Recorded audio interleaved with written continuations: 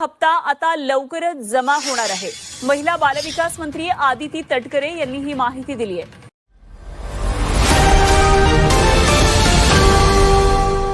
तर लाडक्या बहिणींनो, तुम्हाला अजूनही लाडकी बहिणीचा 21 हप्ता मिळाला नाही का? तर हा व्हिडिओ शेवटपर्यंत नक्की बघा, कारण आज मी तुम्हाला सांगणार आहे 21 हप्ता नेमका कधी मिळणार, कोणाला मिळणार आणि कोणाचे पैसे अडकले आहेत। आणि जर तुम्हाला अशाच अपडेट रोज हव्या असतील तर लगेच चॅनलला सबस्क्राईब करा आणि बेल आयकॉनला ऑन करा, कारण इथे मिळतात सर्वात फास्ट आणि अचूक अपडेट्स व्हिडिओमध्ये। नमस्कार मित्रांनो, तुमच्या सर्वांचे आपल्या चॅनलवर खूप खूप स्वागत आहे। आज आपण बोलणार आहोत महाराष्ट्रातील सर्वात चर्चेत असलेल्या योजनेबद्दल, लाडकी बहीण योजना, आणि विशेषतः 21वा हप्ता नेमका कधी मिळणार। खूप लोकांचा एकच प्रश्न असतो की दादा 20वा हप्ता मिळाला पण 21वा हप्ता नेमका कधी येणार, माझे पैसे अजून आले नाहीत, माझे नाव लिस्टमध्ये आहे पण पैसे मला मिळाले नाहीत।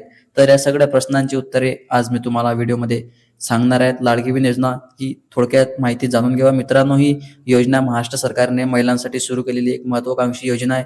या योजनेअंतर्गत पात्र महिलांना दर महिन्याला 1500 रुपये इतकी आर्थिक मदत दिली जाते। याचा उद्देश काय? महिलांना आर्थिक मदत देणे, कुटुंबात आर्थिक स्थैर्य देणे, महिलांचे सशक्तीकरण करणे।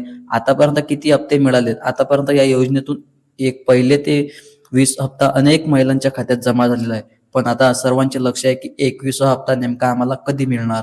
आता सगळ्यात महत्त्वाचा मुद्दा, सरकारच्या सध्याच्या अपडेटनुसार 21वा हप्ता एप्रिलच्या दुसऱ्या किंवा तिसऱ्या आठवड्यात येण्याची दाट शक्यता आहे। म्हणजे अंदाजे 10 एप्रिल ते 20 एप्रिल दरम्यान तुमच्या खात्यात 21वा हप्ता येण्याची शक्यता आहे। पण लक्षात ठेवा, काहींना लवकर मिळणार आणि काहींना थोडा उशीर होणार, कारण पैसे टप्प्याटप्प्याने जमा होतात। तुम्ही थोडा धैर्य ठेवा, पैसे नेमकेच तुम्हाला मिळणार। काहींना प्रश्न पडतो की काहींना पैसे का मिळत नाहीत। जर तुम्हाला अजून पैसे आले नाही तर याची काही कारणे असू शकतात, जसे की बँक अकाउंट लिंक नाही, तुमचा आधार आणि बँक लिंक नसेल तर पैसे येणार नाहीत, डीबीटी सुरू नाही, डायरेक्ट बेनिफिट ट्रान्सफर म्हणजेच डीबीटी सुरू असणं आवश्यक आहे, फॉर्ममध्ये काही चूक असणे, नाव, जन्मतारीख, आधार नंबर मिसमॅच असणे, असे जर काही अडचणी असल्या तर तुम्ही अपात्र ठरू शकता। काही लोक अपात्र ठरलेले आहेत। पैसे मिळवण्यासाठी काय करावे लागेल? जर तुमचे पैसे अडकले असतील तर आधार बँक लिंक करा, डीबीटी ऑन करा, ग्रामपंचायत किंवा सीएससी सेंटरला जाऊन भेट द्या, अर्जाची स्थिती तपासा, तुमचं स्टेटस कसं चेक करा। तुम्ही काही पद्धती स्टेप बाय स्टेप वापरू शकता। अधिकृत वेबसाईटवर जाऊन आधार नंबर टाका, अर्जाची स्थिती पहा।